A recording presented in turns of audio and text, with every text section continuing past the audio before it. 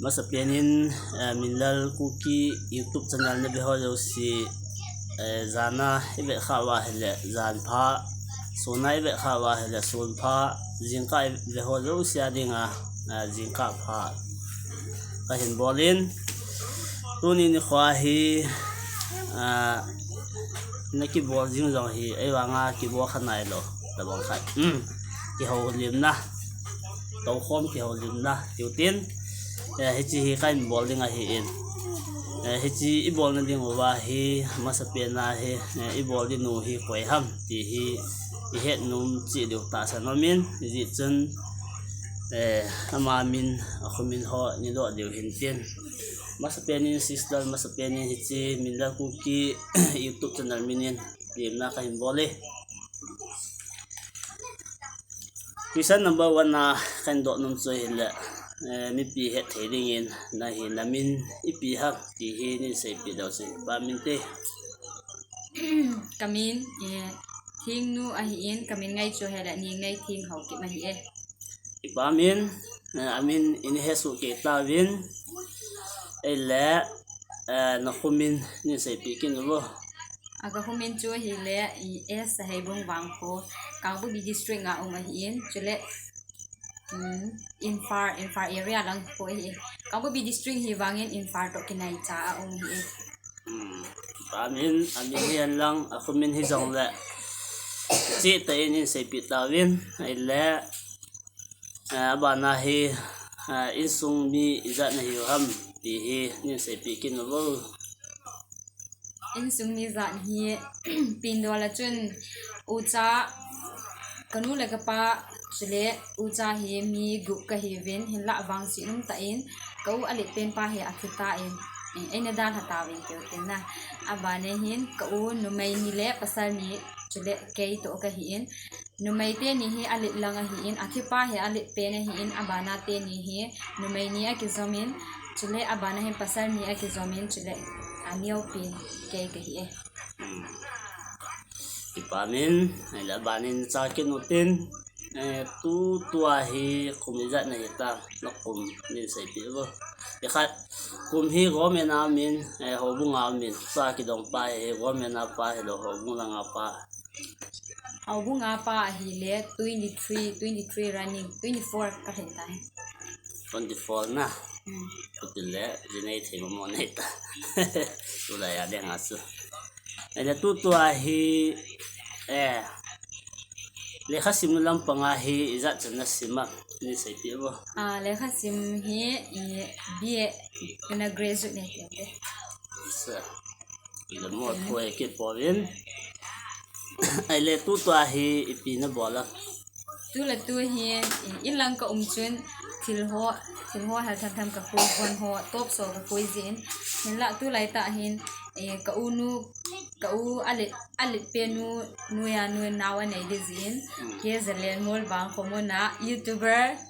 pa min la ama te khwa hi tu la tu hi ka mai ele ki pa ma jing in na seibung wang khwa ko na lai zalemol tinopal district more salai mo na hi ke to cho lim ding an hong zali na chonga ki pa tu kai se le khan ni sim la ya chna ho de la ni ka ya he bong lo ma amai ti da cha na ni se pi lo sin ki pa min te ti dan chu class A na sim la ho la na simana ban na so la la ni sim school ja na sim do a hi chan hi nan pha ang ti chu ni se pi wala kahung pina ku tu wang ko chasat area lang ko hin tu hin masa chun ukhuran ke tin tu hin kamjong district akititan chela chun class A nursery ko nin kana simin class 2 chan kana simin chubanin class 3 ko nin chasat element he so no an he so ke deu hin amasala ana ki hal ha chilai school chun kana kain class 5 chan 3 4 5 kana kain chubanin gang pizang Nazareth school khon 6 to 10 kana chain metric kana chain cycula metric kana chain banin 11 12 yi Churachampur YPC YPC college cha 11 12 kana chain chule BA hi Churchanpur college cha kana chain sa mo mo nge ele to hi le ka similam pang hi na zo to ngai tan na ele mabana hi ang hong di khat na ba ni si pya mi ta da hong jinei de na hen na ele chi jinei na chunga hen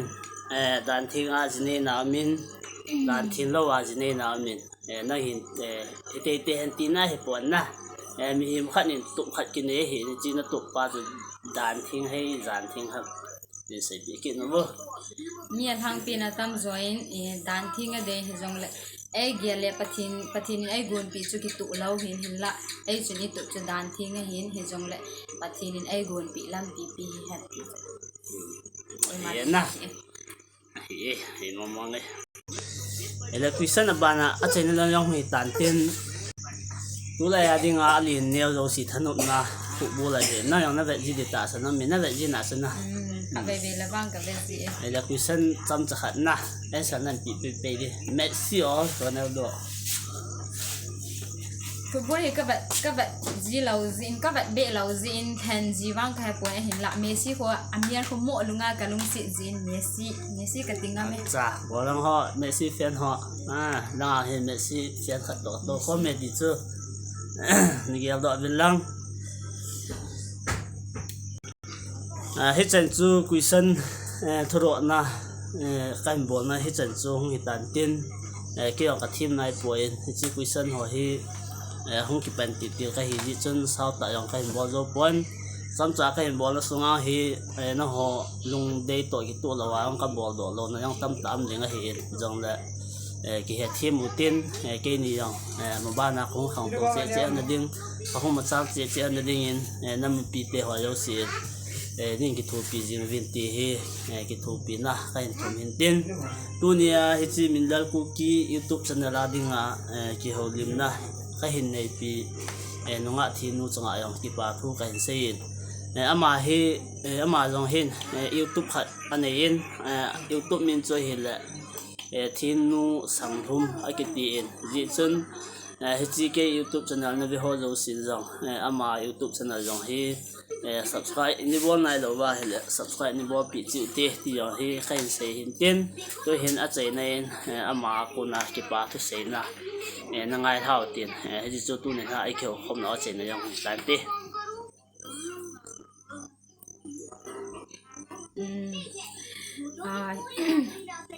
minlar Kuki ama zalen ki pa thu ka se ji chu ke imalo hi jong le question khala ni hizong la interview ai bor jina ma chunga ki pathu ka hin sa in chule dunia viewer so zo si nung si ta in iki support tu now a hiro la iki ngai lu ba sa na in ama channel jong like share subscribe chule bor thai the ana bol pi ute ti chu na bon cha chunga ba pa kai ni na taw na ka hin nei hi bye bye